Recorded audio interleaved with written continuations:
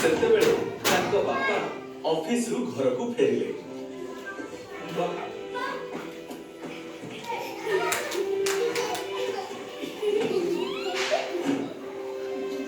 ବାପା କାଲି ଗଲି ତୁମେ ମୋ ପାଇଁ କଣ ଆଣିଛ?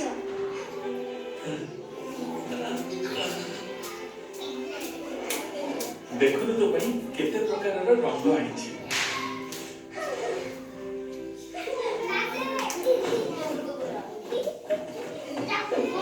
ଭାଇ କଣ ହେଲା ଏତେ ଖୁସି କାହିଁକି?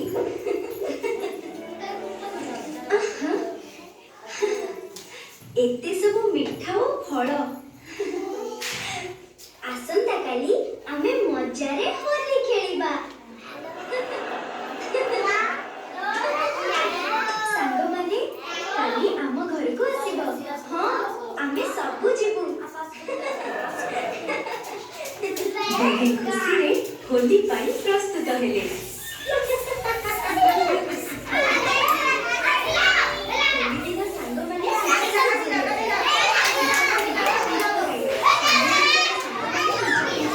ମାରି ଖେଳିଲେ।